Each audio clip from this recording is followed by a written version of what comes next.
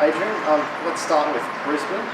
A really impressive performance. What did you take away from that game? Yeah, it was a really pleasing response to what was a disappointing performance on Thursday.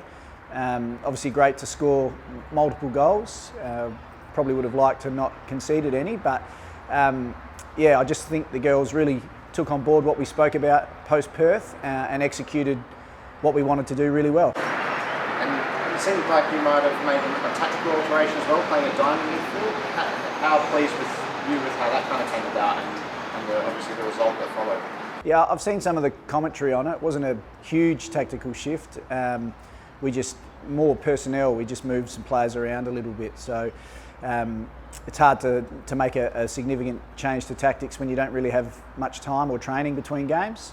So it was more personnel rather than formation. And obviously Fiona scoring 5, that must be really pleasing as a coach, and you must be delighted for her. Yeah, absolutely. She's worked really hard for us this year, has been involved in a lot of team goals as well, and maybe hasn't quite had the rewards herself. So it was great for her to get on the end of a few, but I think credit needs to go to the playing group around her as well, because a lot of those goals were the result of good team play and some fantastic balls by some players like Dylan and Chelsea as well. And just with Wellington now on Thursday to close out this little 3-game away trip, they obviously got their first win on last weekend. What are you expecting against them? And I guess knowing who your opponents are for the final 2 rounds, is there extra importance knowing a win can really set your season up and I guess almost secure finals, given the Perth still have to play as well? Yeah, absolutely. Every game is really important. We know that Wellington's going to be a tough challenge.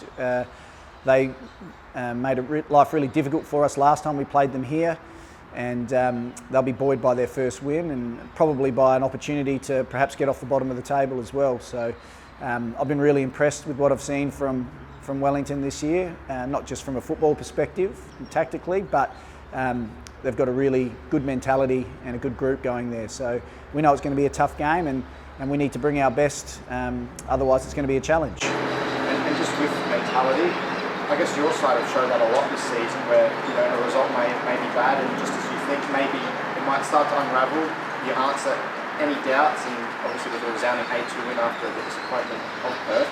What does that say about the mental fortitude of your team, that they look like they're really rising to the occasion this season? Yeah, this group's got a real want and desire to achieve something this year. They haven't set any or put any limits on themselves, and I think they're really mentally strong. They've been through a lot over, the girls that have been here for a while, they've been through a lot over the years, so they really want to make the most of this opportunity. I suppose from our point of view, we're just still searching for more consistency. We know what we can do at our best. We just need to find a way to unlock that and bring that every week. And just finally, any injury concerns going into this game? We know Paige has missed last game with a knock. She's the same in Perth. How's she going? Yeah, so Paige had some scans yesterday, and she won't travel to New South Wales for the game against Wellington. We hope to have her rehabbing soon and back with the squad.